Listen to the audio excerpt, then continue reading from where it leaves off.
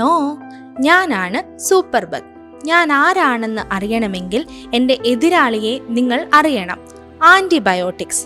എന്താണ് ആൻറ്റിബയോട്ടിക്സ്?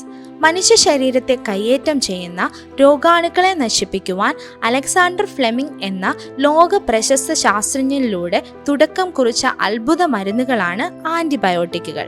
ഈ മരുന്നുകളുടെ യഥാക്രമമായ ഉപയോഗമാണ് എണ്ണമറ്റ രോഗാണുക്കളിൽ നിന്നും മനുഷ്യനെ രക്ഷിക്കുന്നത്. എന്നാൽ അമിതമായതും ക്രമമല്ലാത്തതുമായ ആൻറ്റിബയോട്ടിക്കുകളുടെ ഉപയോഗം രോഗാണുക്കളുടെ പ്രതിരോധ ശേഷി വർദ്ധിപ്പിക്കുന്നു.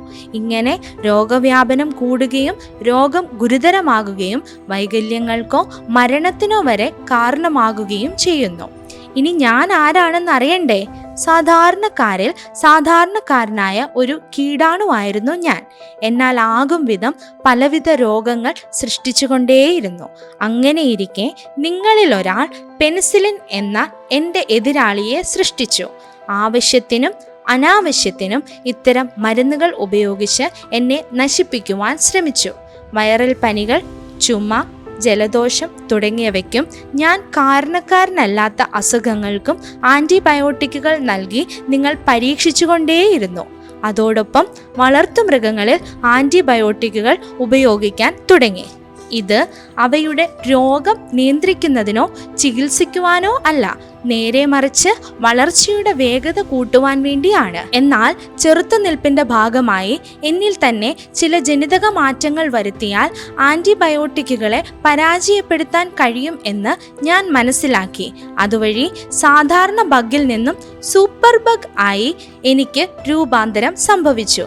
കാലക്രമേണ ഞാൻ ആർജിച്ചെടുത്ത ഈ കഴിവിനെ നിങ്ങൾ ആൻറ്റി മൈക്രോബിയൽ റെസിസ്റ്റൻസ് എന്ന വിളിപ്പേര് നൽകി.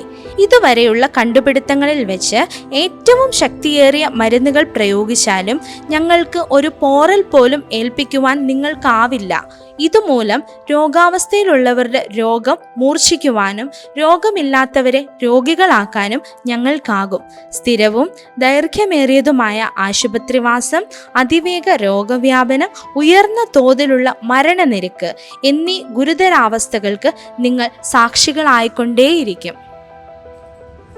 ഉണർന്നു പ്രവർത്തിക്കുവാൻ സമയമായി. ഇപ്പോഴും വൈകിട്ടില്ല. നാം ഒരുമിച്ച് പ്രവർത്തിച്ചാൽ ആൻറ്റിബയോട്ടിക്കുകളുടെ റെസിസ്റ്റൻസിൻ്റെ ഉറവിടം കണ്ടെത്തുവാനും അതിൻ്റെ വ്യാപനം കുറയ്ക്കുവാനുമുള്ള നടപടികൾ എടുക്കുവാനും കഴിയും. എങ്കിൽ മാത്രമേ നമുക്കൊരു മികച്ച ഭാവി ഉറപ്പാക്കാൻ കഴിയുകയുള്ളൂ.